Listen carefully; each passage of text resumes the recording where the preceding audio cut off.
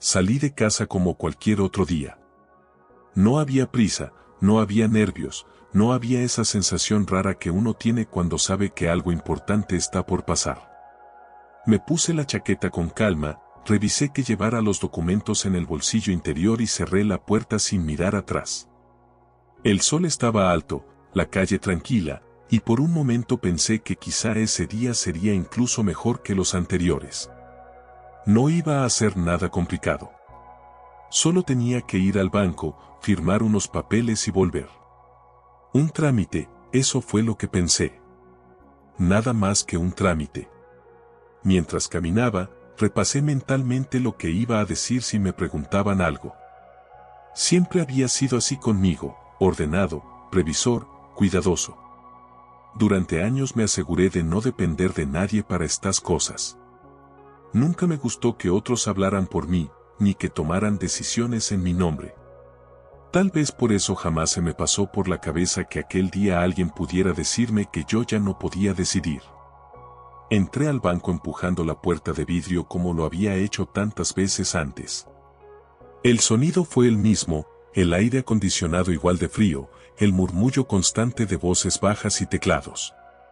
Me acerqué a la fila con la sensación de quien está en terreno conocido.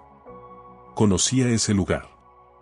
Había pasado por ahí durante años, pagando cuentas, haciendo consultas, firmando documentos. Ese espacio formaba parte de mi rutina, de mi vida normal.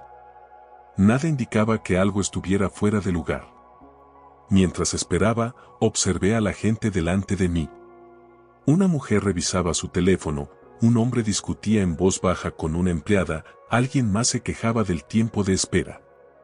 Todo era tan cotidiano que incluso me sentí un poco impaciente. Pensé en lo rápido que sería todo. Firmar, agradecer, salir. Quizá después pasaría por un café. Era un día simple, y yo estaba de buen ánimo. Cuando llegó mi turno, avancé hasta la ventanilla y saludé con un gesto educado. La joven que me atendió levantó la vista, me devolvió el saludo y me pidió los documentos. Se los entregué sin dudar, apoyándolos sobre el mostrador con esa confianza que uno tiene cuando sabe quién es y dónde está parado. Ella comenzó a revisar la pantalla, tecleó algo, luego volvió a mirar los papeles. Su expresión cambió apenas, casi imperceptible, pero suficiente para que algo se moviera dentro de mí. No fue miedo. Fue más bien una incomodidad ligera, como cuando alguien duda antes de responderte. Me sonrió de nuevo, pero esta vez la sonrisa era distinta, más rígida. Me pidió un momento y se levantó de la silla. Caminó hacia atrás, habló con otra persona, señaló la pantalla, volvió a teclear. Yo esperé, tranquilo, apoyando las manos sobre el borde del mostrador. Mientras aguardaba, noté algo extraño. Nadie me miraba directamente. No era evidente, no era descarado, pero lo sentí. Las miradas pasaban por encima de mí, alrededor de mí, como si yo fuera un objeto que estorba en el camino. Pensé que era imaginación mía. A cierta edad uno empieza a volverse susceptible, me dije. No pasa nada, solo están ocupados. La joven regresó a la ventanilla con los documentos en la mano, pero no me los devolvió de inmediato. Los sostuvo contra su pecho, respiró hondo y volvió a mirar la pantalla. Luego me miró a mí, esta vez sin sonrisa. Un momento, por favor, dijo. Asentí con la cabeza. No había motivo para preocuparse. Los trámites a veces tardan, eso lo sabía bien. Sin embargo, algo en su tono, algo apenas perceptible, me hizo enderezar la espalda. Fue como si hubiera una advertencia silenciosa en esa frase tan simple. Esperé. El tiempo empezó a sentirse distinto. No largo, pero denso. La joven volvió a levantarse, habló con alguien más, esta vez un hombre mayor, quizá un supervisor. Él miró la pantalla, frunció el ceño, asintió despacio. Luego ambos me miraron y desviaron la vista casi de inmediato. Sentí un nudo leve en el estómago. No era pánico, todavía no. Era más bien confusión. Pensé en los documentos, en si habría olvidado firmar algo antes, en si tal vez había un error en el sistema. Los bancos siempre tienen errores, me dije. Nada grave. Todo se aclara. El hombre se acercó a la ventanilla. Tenía un gesto serio, profesional, distante. Me habló con una voz correcta, medida, como si cada palabra estuviera pensada de antemano. Señor, necesitamos verificar una información antes de continuar. Claro, respondí. Dígame. Él volvió a mirar la pantalla y luego a mí. Hubo una pausa incómoda. Demasiado larga para una respuesta tan simple. En ese silencio empecé a notar que mis manos ya no estaban relajadas. Se habían cerrado sin que me diera cuenta. ¿Usted viene a firmar estos documentos?, preguntó finalmente. Sí, dije. Como le dije a la señorita, es un trámite. El hombre asintió lentamente. No parecía sorprendido, ni confundido. Más bien parecía incómodo, como si estuviera a punto de decir algo que no quería decir. Bajó un poco la voz, aunque no había nadie escuchando. Antes de continuar, necesitamos confirmar algo en el sistema. Sentí una punzada de irritación. No entendía por qué tanto rodeo. Pero me mantuve tranquilo. Siempre creí que las formas dicen mucho de una persona, y yo no iba a perder las mías por un trámite bancario. Por supuesto, dije. Confirmen lo que necesiten. El hombre se quedó en silencio otra vez. Luego pronunció una frase que no entendí del todo, pero que cambió el aire alrededor de mí. Espere un momento, por favor. No fue la frase en sí. Fue como la dijo. Como si, sin saberlo aún, yo acabara de cruzar una línea invisible. Me quedé de pie frente a la ventanilla mientras el hombre se alejaba. No sabía cuánto tiempo pasó exactamente, pero fue suficiente para que la normalidad con la que había entrado al banco empezara a deshacerse, como algo que se moja lentamente hasta perder forma. Miré alrededor intentando encontrar algún gesto que me tranquilizara, alguna señal de que aquello seguía siendo un trámite común, pero no encontré nada. Nadie parecía notar mi presencia. Era como si de pronto me hubieran colocado detrás de un vidrio invisible. La joven volvió a su asiento, pero no retomó el teclado de inmediato. Me observó de reojo, luego miró la pantalla, y finalmente habló sin levantar demasiado la voz. Señor, dijo, y volvió a detenerse. Esa pausa fue más inquietante que cualquier mala noticia. Levanté la mirada esperando que continuara, con una ligera sonrisa que buscaba restarle importancia a lo que fuera que estuviera pasando. Sí, respondí. ¿Ocurre algo? Ella tragó saliva antes de continuar. Ya no había rastro de la cordialidad automática de minutos antes. Su expresión era cuidadosa, como si estuviera midiendo cada palabra. Según el sistema, usted no puede firmar estos documentos. Por un segundo pensé que había escuchado mal. No porque la frase fuera incomprensible, sino porque no encajaba en ningún lugar de mi realidad. Solté una pequeña risa, casi involuntaria, convencido de que se trataba de un error técnico. ¿Cómo que no puedo firmar?, pregunté. Debe haber alguna confusión. Ella negó con la cabeza muy despacio, sin mirarme directamente. No aparece autorizado para hacerlo. Sentí un calor extraño subir desde el pecho hasta el rostro. No era vergüenza todavía, era desconcierto. Me incliné un poco hacia adelante, señalando los papeles que aún sostenía. Mire bien, dije. Soy yo. Estos documentos están a mi nombre. La joven volvió a revisar la pantalla, como si buscara una respuesta distinta, una que le evitara tener que seguir con aquella conversación. Tecleó algo más y luego suspiró. Lo sé, señor, dijo. Pero el sistema indica otra cosa. Me enderecé de nuevo. Empecé a notar que varias personas detrás de mí se habían detenido, esperando. Sentí su impaciencia, sus miradas, aunque nadie decía nada. El murmullo del banco seguía igual, pero para mí todo sonaba más lejano. ¿Otra cosa cómo? Pregunté, intentando mantener la calma. Explíqueme qué es lo que indica el sistema. Ella dudó. Miró hacia un costado, buscando con la mirada a alguien más. Finalmente habló, casi en un susurro. Indica que usted no tiene capacidad para autorizar movimientos ni firmas. Las palabras tardaron en asentarse. Capacidad. Autorizar. Firmas. Eran términos que siempre había usado con naturalidad, con la certeza de que me pertenecían. Ahora sonaban ajenos, como si describieran a otra persona. Eso no tiene sentido, dije. He firmado aquí durante años. El supervisor regresó y se colocó a su lado. Me miró con una expresión neutra, profesional, pero había algo más detrás de sus ojos. Algo parecido a la lástima. Señor, intervino, entendemos que esto puede resultar confuso. Confuso. Esa palabra me molestó más de lo que esperaba. No es confuso, respondí. Es incorrecto. Él asintió lentamente, como quien escucha a alguien que no comprende del todo la situación. Según nuestros registros, continuó, usted tiene un representante legal asignado.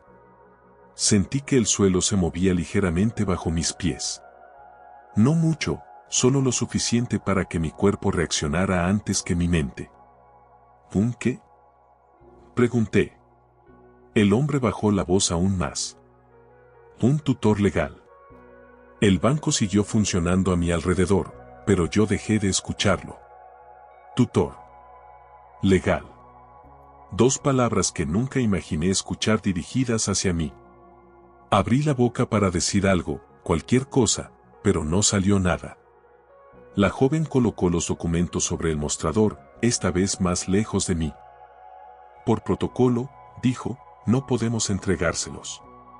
Miré mis propias manos, vacías. No entendía en qué momento habían dejado de ser suficientes. No había firmado nada. No había autorizado nada. No había pedido ayuda. Sin embargo, allí estaba, siendo informado de algo que supuestamente ya había sido decidido. ¿Y quién es ese tutor? Pregunté finalmente. El supervisor no respondió de inmediato. Miró la pantalla, luego a la joven, y finalmente volvió a mirarme. Permítanos hacer una llamada, dijo. Él podrá explicarle mejor la situación. Sentí un escalofrío recorrerme la espalda. No por lo que dijo, sino por cómo lo dijo. Como si el problema ya no fuera entre el banco y yo. Como si ahora hubiera alguien más, alguien externo, que debía venir a hacerse cargo. ¿Llamar a quién? Pregunté. El hombre volvió la pantalla ligeramente hacia sí y pronunció un nombre que reconocí al instante. Era el nombre de mi hijo. El nombre quedó suspendido en el aire unos segundos, como si el banco entero se hubiera detenido a escucharlo. Yo lo reconocí de inmediato, por supuesto. No podía ser de otra forma. Era el nombre que había pronunciado miles de veces a lo largo de mi vida, el que había dicho con orgullo, con preocupación, con cariño. Pero escuchar ese nombre allí, en ese contexto, fue distinto. Fue como oírlo en boca de un extraño. No respondí enseguida. El supervisor tampoco parecía apurado.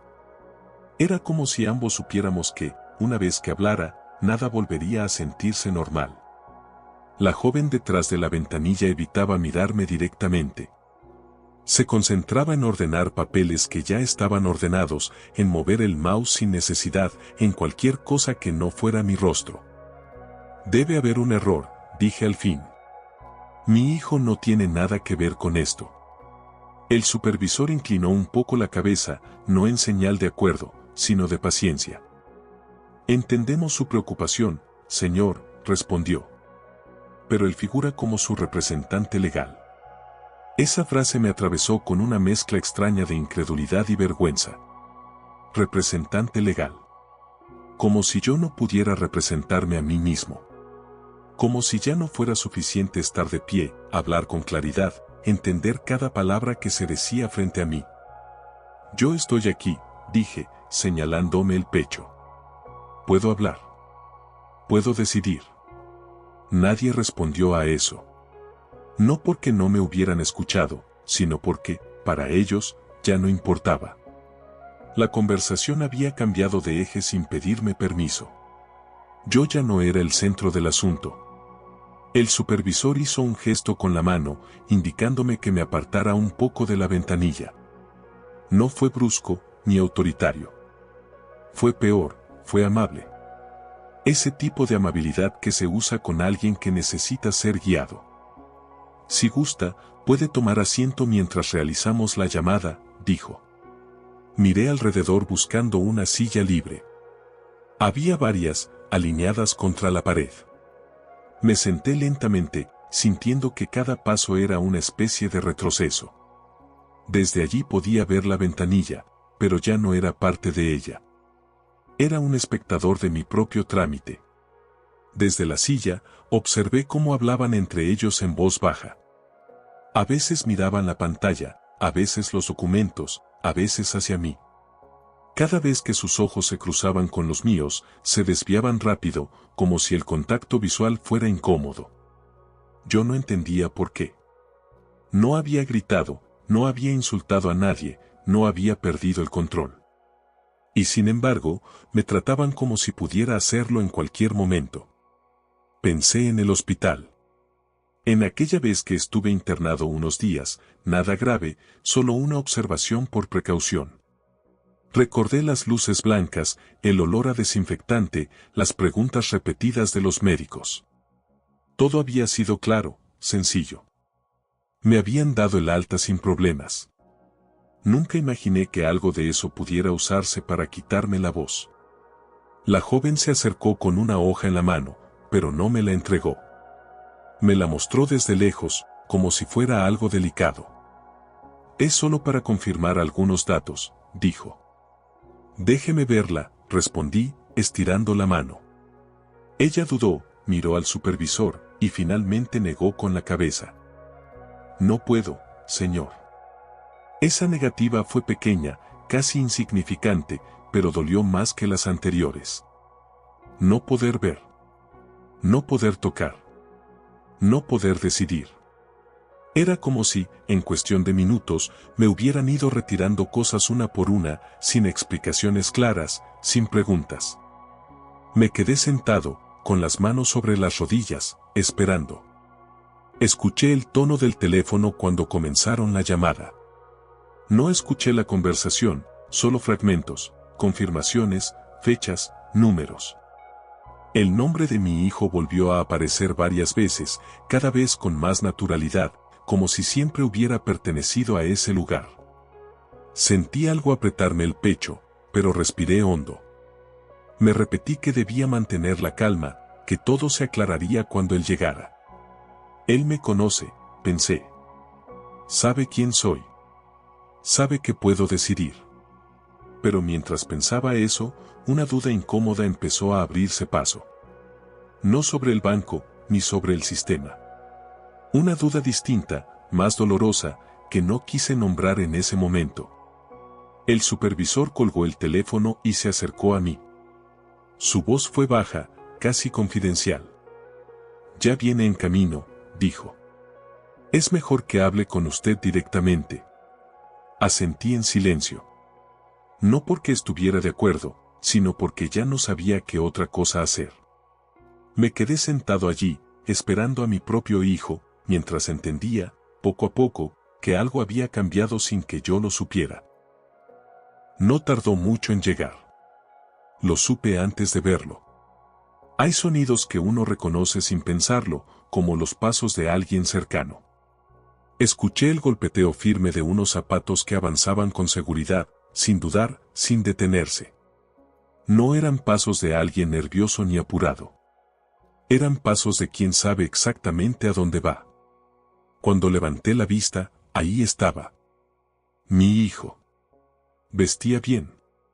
Mejor que yo, incluso. Camisa planchada, reloj brillante, el cabello perfectamente acomodado. Parecía alguien importante.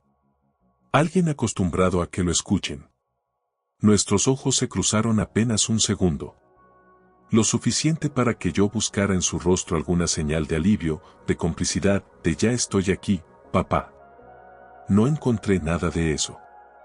Se acercó primero al supervisor, no a mí. Soy yo, dijo.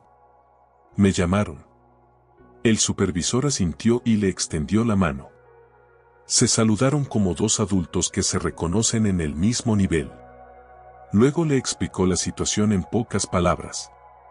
Mi hijo escuchaba atento, serio, sin interrumpir. Yo seguía sentado, invisible. Cuando por fin se volvió hacia mí, su expresión no cambió. No había enojo, ni ternura, ni preocupación. Solo una calma fría que me descolocó. Papá, dijo. ¿Qué hiciste? Esa pregunta, tan simple, me cayó como un peso en el estómago. No fue ¿estás bien?, ni ¿qué pasó? Fue ¿qué hiciste? Como si el problema fuera mío desde el principio. Como si yo hubiera provocado todo. Nada, respondí. Vine a retirar mi dinero, como siempre. Él suspiró despacio y se pasó la mano por la cara, como si estuviera cansado de antemano. Te dije que no viniera solo, contestó. Estas cosas ya no las manejas bien. Sentí que algo se rompía por dentro, pero mantuve la voz firme. Claro que las manejo, dije. He manejado cosas mucho más difíciles que esto. Él no respondió directamente. Miró al supervisor y luego a la joven de la ventanilla. ¿Podemos continuar?, preguntó. Yo me hago cargo. Esa frase fue definitiva. Yo me hago cargo. No lo vemos juntos, no lo aclaramos. Me miró solo para asentir, como se hace con alguien que necesita ser tranquilizado, no escuchado. Dije, incorporándome un poco en la silla. Mírame. ¿Estoy bien? Me miró, pero no como antes. Sus ojos pasaron por mí rápido, evaluando, no conectando. Papá, no hagamos esto aquí, dijo en voz baja. No compliques las cosas. No supe qué responder. Porque en ese momento entendí que, para él, yo ya era la complicación. No el banco. No el trámite. Yo. Me quedé callado mientras firmaba unos papeles que no me mostraron. Mientras decidían por mí. Mientras hablaban de mí como si no estuviera presente. Y lo peor no fue el dinero, ni el trato, ni la humillación silenciosa. Lo peor fue darme cuenta de que mi hijo no estaba ahí para ayudarme. Estaba ahí para reemplazarme. Me levanté de la silla con lentitud, no porque el cuerpo no me respondiera, sino porque necesitaba tiempo para ordenar lo que estaba sintiendo. El mundo seguía funcionando a mi alrededor, pero yo me sentía fuera de ritmo, como si todos hubieran ensayado una escena en la que yo no sabía qué papel me tocaba. Mi hijo seguía hablando con el supervisor. Usaban palabras técnicas, términos que yo conocía bien, pero que ahora parecían no pertenecerme. Cada tanto él asentía, hacía una pregunta, tomaba decisiones. Nadie le pedía que confirmara conmigo. Nadie pensaba que tal vez yo quisiera decir algo. Necesitamos proceder con el retiro parcial, dijo él.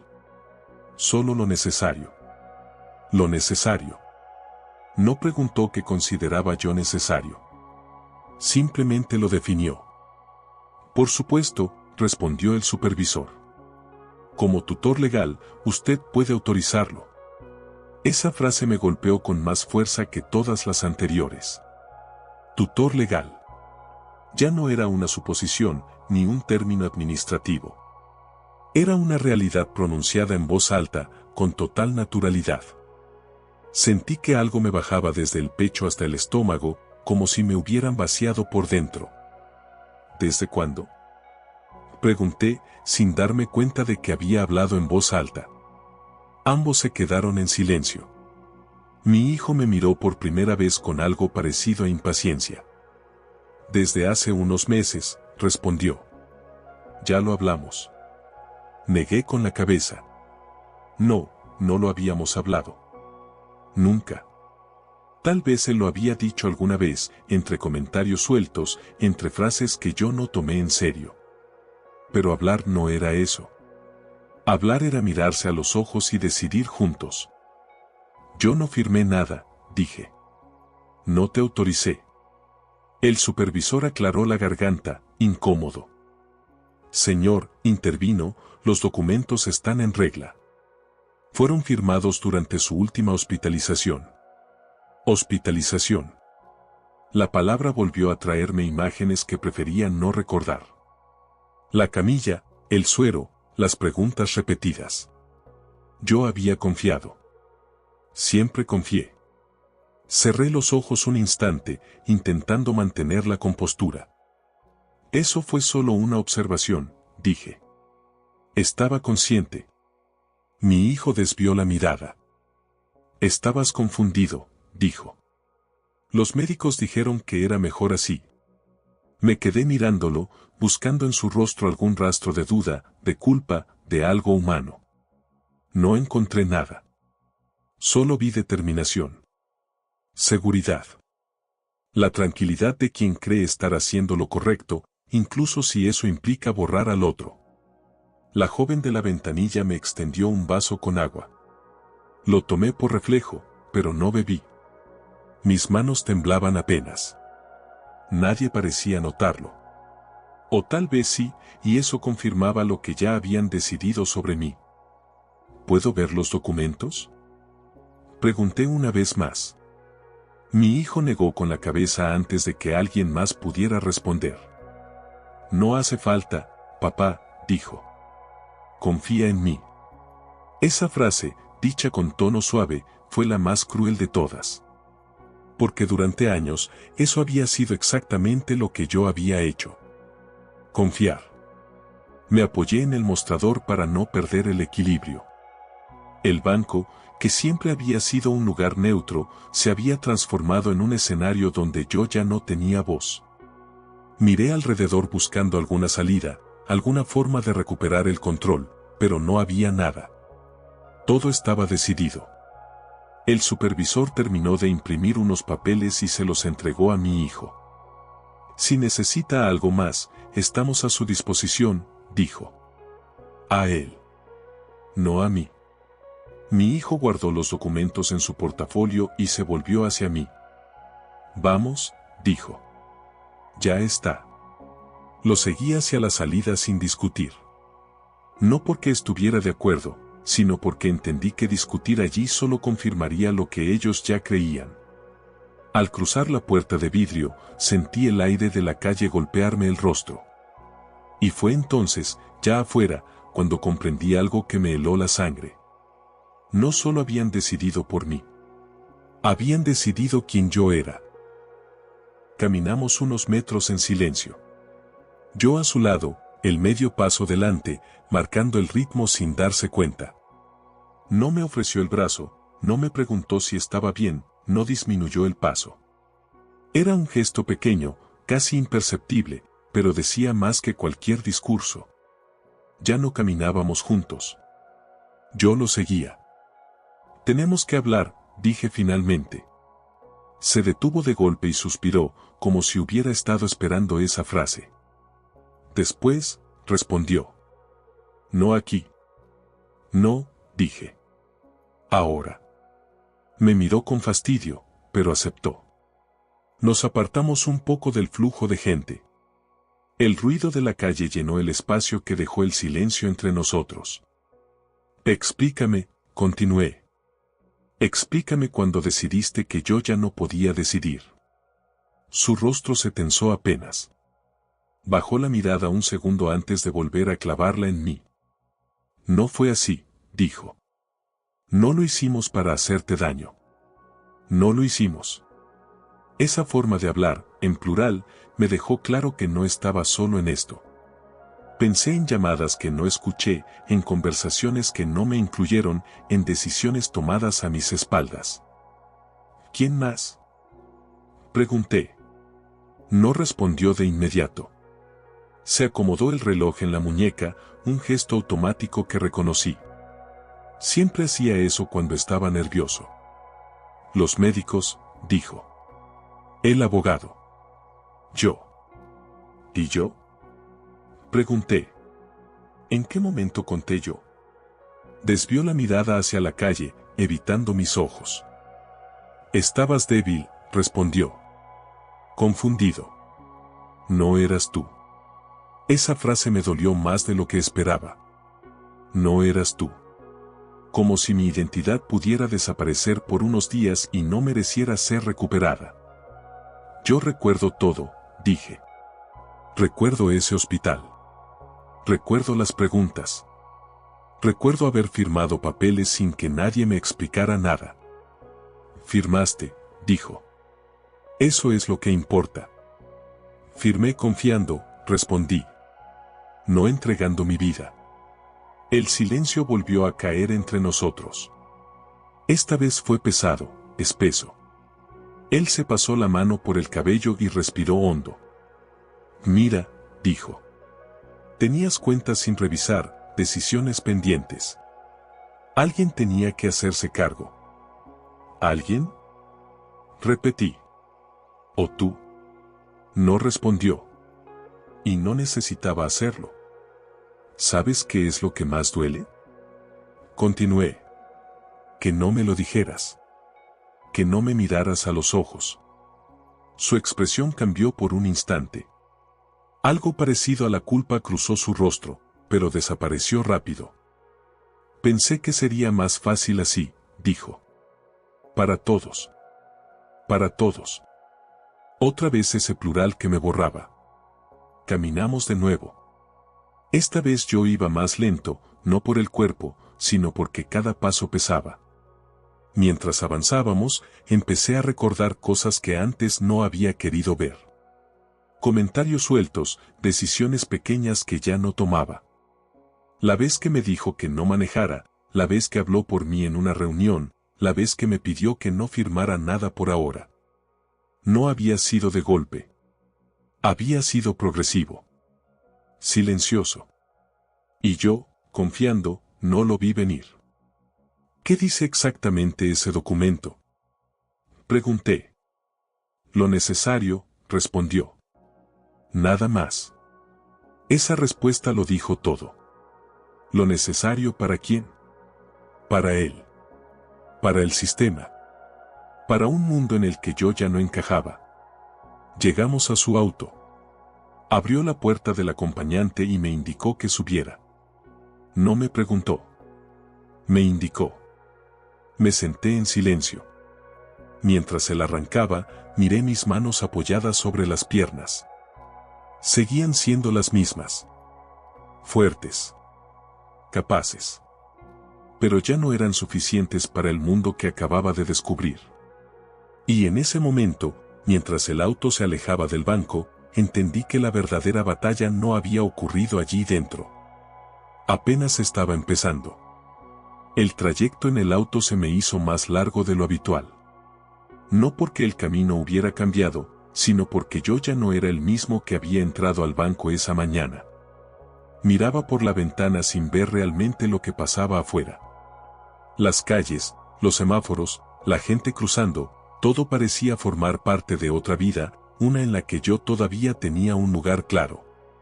Mi hijo manejaba con seguridad, una mano en el volante, la otra descansando cerca de la palanca de cambios. No hablaba. Tampoco encendió la radio. El silencio entre nosotros no era incómodo para él. Para mí, era ensordecedor. Empecé a recordar cosas que hasta ese momento había dejado pasar. Frases sueltas que ahora cobraban otro significado. La vez que me dijo que no hacía falta que revisara los estados de cuenta, que él se encargaba. La vez que me pidió que firmara unos papeles después, porque no era urgente. La vez que habló con el médico sin que yo estuviera presente. En su momento no les di importancia. Pensé que era cuidado. Atención. Preocupación de hijo. Nunca se me ocurrió que pudiera ser algo más. ¿Desde cuándo tienes las llaves de mi casa? Pregunté de pronto. Él tardó unos segundos en responder. Desde hace tiempo, dijo. Por si acaso. Por si acaso. Otra frase que antes me hubiera tranquilizado. Ahora me sonó a control. ¿Y mi correspondencia? Continué. A veces no me llega todo. Suspiró. Te ayudaba, dijo. A veces te olvidabas de responder. Asentí en silencio. Ayuda. Olvidos. Todo tenía una explicación razonable cuando uno quería creer. Yo quise creer. Miré mis manos otra vez. Las mismas manos que habían trabajado, que habían firmado contratos importantes, que habían sostenido a mi hijo cuando era pequeño. Manos que de pronto parecían no contar para nada. Recordé una tarde, no hacía mucho, en la que quise ir solo al notario. Él insistió en acompañarme. Es mejor así, dijo. Yo acepté. Siempre acepté. Me di cuenta de que había ido cediendo espacio sin notarlo. No porque no pudiera ocuparlos, sino porque confiaba en quien estaba a mi lado. ¿Alguna vez dudaste? Pregunté sin mirarlo. ¿De qué? Respondió. De hacer esto. No contestó de inmediato. Giró en una esquina y frenó en un semáforo. El rojo iluminó su rostro por un segundo. Creí que era lo correcto, dijo finalmente. No era una respuesta. Era una justificación. Seguimos avanzando. Cada recuerdo que emergía hacía que la traición se sintiera más profunda. No había sido un acto aislado. Había sido una serie de decisiones pequeñas, casi invisibles, que juntas formaban algo enorme. Llegamos a su casa. Bajé del auto sin ayuda. No porque no la necesitara, sino porque quería demostrarme a mí mismo que todavía podía hacerlo. Él abrió la puerta y me indicó que pasara. Dentro, todo estaba ordenado. Demasiado. Como si alguien hubiera preparado el espacio para recibir a alguien que no debía incomodarse. Me senté en una silla mientras él guardaba el portafolio con los documentos en un cajón. Quédate tranquilo, dijo. Yo me encargo de todo. Esa frase, que alguna vez me habría dado paz, ahora me hizo sentir pequeño. Reducido. Como si mi vida se hubiera convertido en una carga administrativa. Me quedé allí, escuchándolo moverse por la casa, mientras algo dentro de mí terminaba de encajar. No había sido un descuido. No había sido una emergencia. Había sido una decisión sostenida en el tiempo. Y lo más duro no fue darme cuenta de lo que me había quitado. Fue entender que, poco a poco, yo mismo se lo había ido entregando. Esa noche casi no dormí. No porque el cuerpo no estuviera cansado, sino porque la mente no encontraba descanso. Me quedé mirando el techo durante horas, escuchando los sonidos de una casa que no sentía mía. Cada ruido era un recordatorio de que estaba en un lugar que no había elegido, bajo un techo que no me pertenecía. Pensé en levantarme y caminar un poco, pero no quise hacerlo. No quería llamar la atención. Esa idea, tan ajena a quien siempre había sido, me dolió más de lo que estaba dispuesto a admitir. Me quedé inmóvil, esperando que el amanecer llegara y con él alguna claridad. Cuando salió el sol, mi hijo ya estaba despierto. Lo supe por el ruido de la cafetera. Me levanté despacio y caminé hasta la cocina. Él estaba de espaldas, revisando su teléfono. Buen día, dije. Buen día, respondió sin mirarme. Me serví café en silencio. Nadie me preguntó si dormí bien. Nadie me preguntó cómo me sentía. La conversación giró en torno a cosas prácticas, horarios, medicamentos, trámites pendientes. Mi vida reducida a una lista. Voy a pasar por el banco otra vez, dijo. Hay que cerrar algunos detalles. ¿Puedo ir? Pregunté. Levantó la vista por primera vez y dudó apenas un segundo. No hace falta, respondió. Te aviso después. Asentí. No discutí. No insistí. En ese momento no tenía fuerzas para hacerlo. Sentía que cualquier palabra mía sería usada como prueba de lo que ya habían decidido sobre mí. Pasé el día sentado, mirando por la ventana. Vi pasar gente, autos, la vida en movimiento. Todo seguía igual afuera, pero yo estaba detenido. Pensé en llamar a alguien, en contar lo que había pasado, pero no sabía por dónde empezar.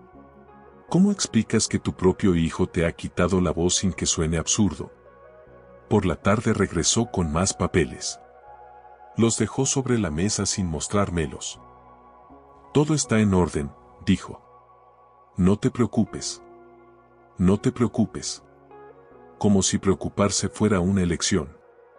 Esa noche, mientras me acostaba, sentí algo que no había sentido nunca antes. No era rabia. No era tristeza. Era una especie de vacío pesado, una certeza amarga de haber perdido algo esencial.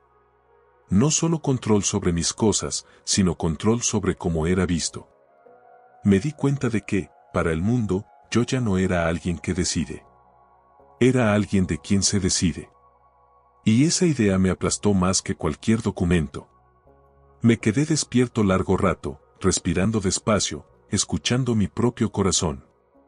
En ese silencio, acepté algo que hasta entonces me había resistido a aceptar. Había perdido esta batalla. Al menos, eso era lo que todos creían. A la mañana siguiente desperté distinto.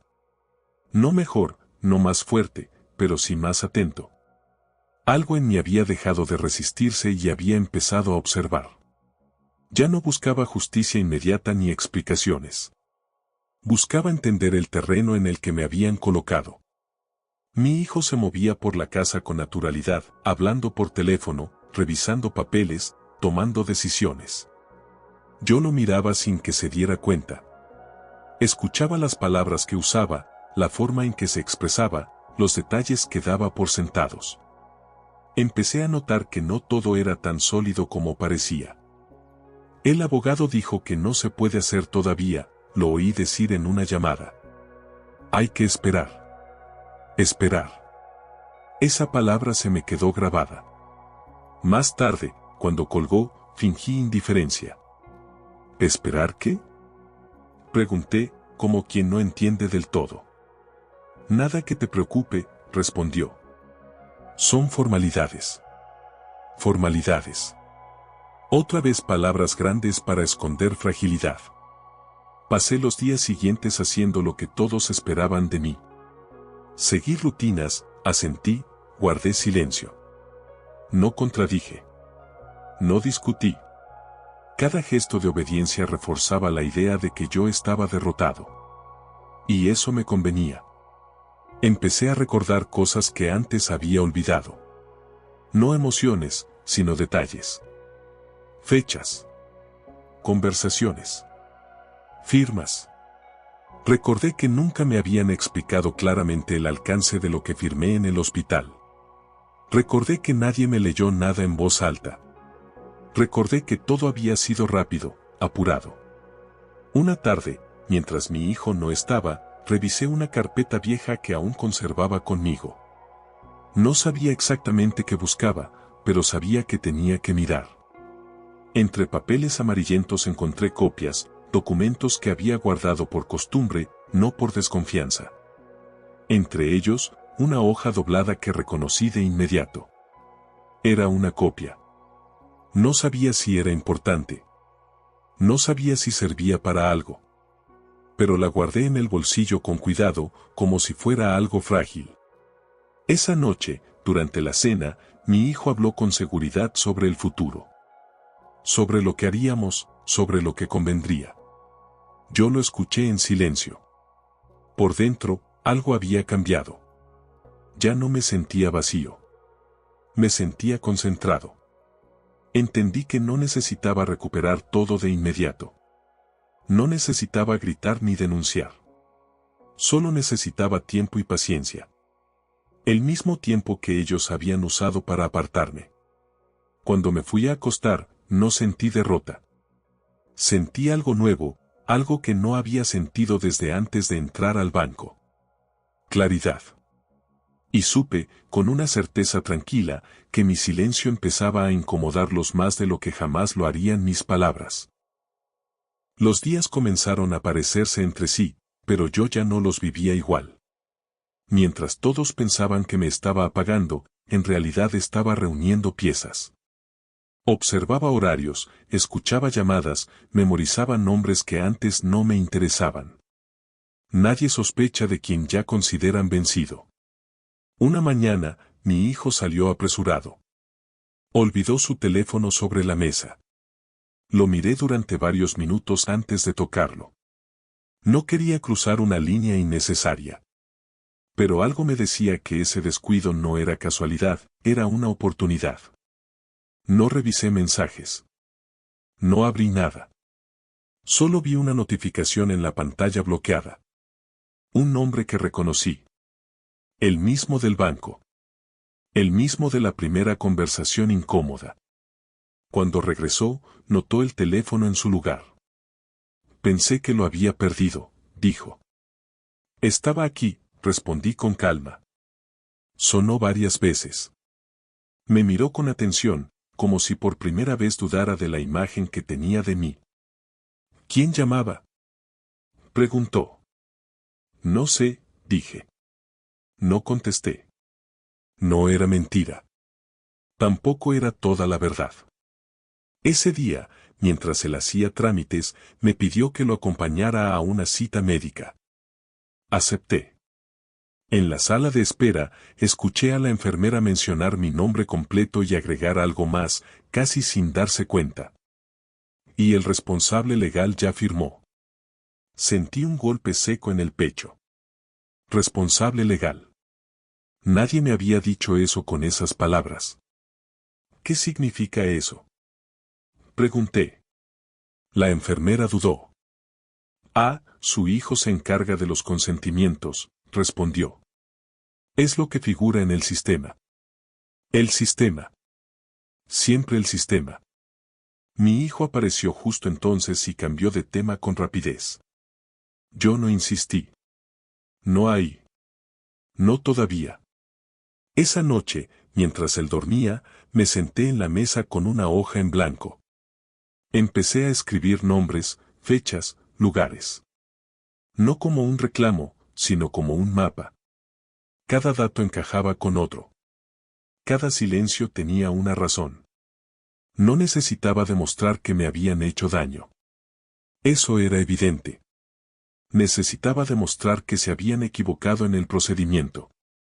Que habían asumido cosas. Que habían actuado con prisa. Al día siguiente, cuando mi hijo me preguntó si necesitaba algo, lo miré a los ojos. Solo tiempo, respondí. Asintió, confiado. Pensó que hablaba de descanso. No sabía que hablaba de algo muy distinto. Porque cuando el sistema empieza a fallar, no hace ruido. Solo deja pequeños rastros para quien está dispuesto a mirar con atención. Una mañana recibí una llamada que no esperaba. El número no estaba guardado, pero algo en el tono al otro lado de la línea me hizo prestar atención desde el primer segundo. No era urgente. Era cuidadoso. Hablo con usted porque su nombre sigue figurando como titular principal, dijo la voz. Hay una inconsistencia que debemos aclarar. No pedí que repitiera.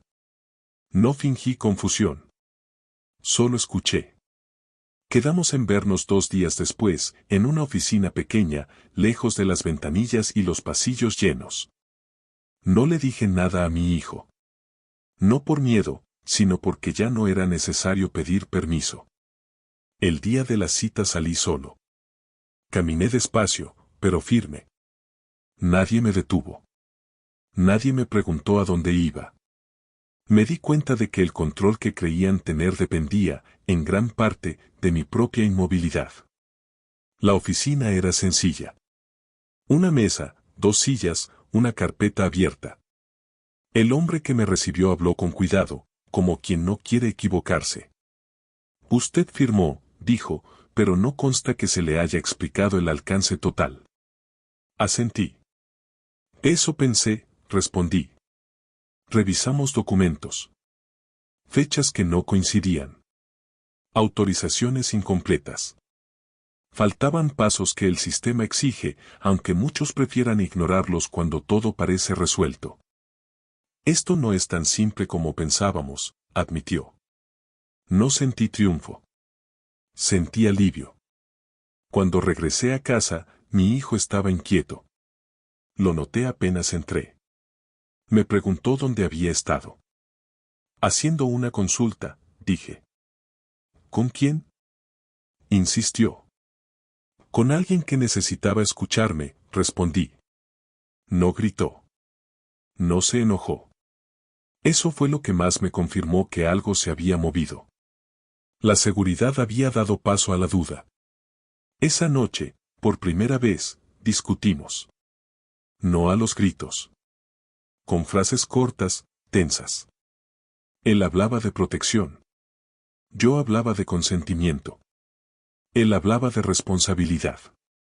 Yo hablaba de límites. No resolvimos nada. No hacía falta. El equilibrio ya se había roto. Me acosté sabiendo que el tiempo ya no jugaba solo a favor de él. Y entendí algo fundamental.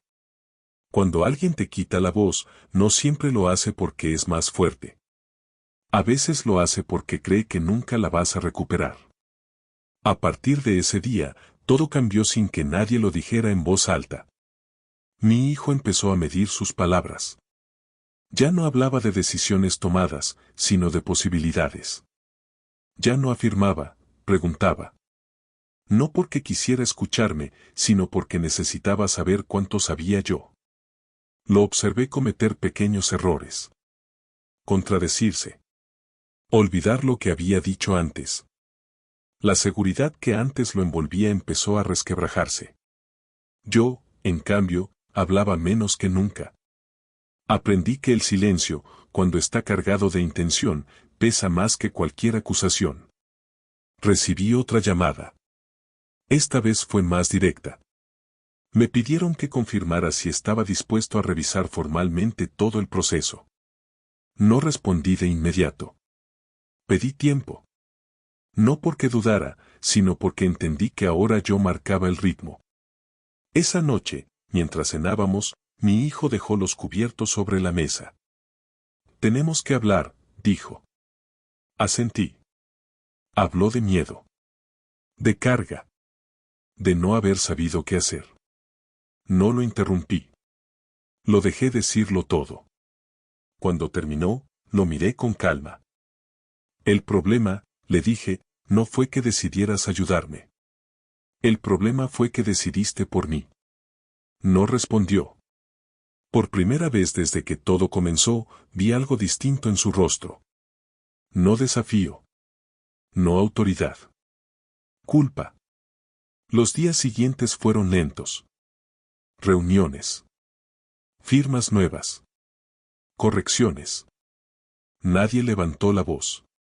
No hizo falta. El sistema, cuando se ve obligado a mirarse a sí mismo, se corrige con frialdad. Recuperé cosas pequeñas primero. Accesos. Notificaciones. Información. No fue una victoria ruidosa. Fue un regreso progresivo a un lugar que nunca debía abandonar. Una tarde, me senté solo en un banco del parque. Observé a la gente pasar. Me di cuenta de que el mundo nunca dejó de girar. El único que había estado detenido era yo. Respiré hondo. No sentí rencor. Tampoco orgullo. Sentí algo más sólido. Dignidad. Y supe que, pasara lo que pasara después, nadie volvería a confundirme con alguien que no decide. Hoy vuelvo a manejar mis tiempos. No todo es igual que antes, y tampoco lo necesita ser. Hay cosas que no se recuperan exactamente como eran, pero se transforman en algo más honesto. Ya no doy nada por sentado. Tampoco delego por costumbre. Mi hijo y yo hablamos poco ahora.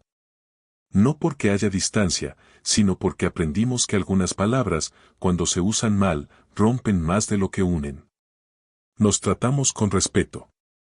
Un respeto nuevo, incómodo al principio, pero real. A veces me preguntan si lo perdoné. No siempre sé qué responder. El perdón no fue un momento, fue un proceso. Y no tuvo que ver con olvidar, sino con entender. Entender que incluso quienes dicen protegerte pueden cruzar límites cuando creen saber más que tú. Lo que sí sé es que aprendí algo que nadie me enseñó cuando era joven. Que la autonomía no se pierde de golpe. Se va entregando poco a poco, en gestos pequeños, en silencios cómodos, en confianzas mal explicadas. Y cuando uno se da cuenta, ya está pidiendo permiso para vivir su propia vida. Hoy presto atención. A los documentos que firmo. A las decisiones que cedo. A las palabras que acepto sin preguntar. No por desconfianza, sino por respeto a mí mismo. Si algo bueno salió de todo esto, fue la certeza de que la edad no te quita el derecho a decidir. Te lo quita la costumbre de dejar que otros lo hagan por ti. Miro hacia atrás y no siento vergüenza. Siento claridad. Porque recuperar la voz no siempre significa hablar más alto. A veces significa hablar cuando importa. Y si alguien que escucha esto siente que algo parecido está ocurriendo en su vida, solo diré una cosa. No estás exagerando. No estás confundido. Y no es tarde. Mientras puedas elegir, todavía eres dueño de tu historia.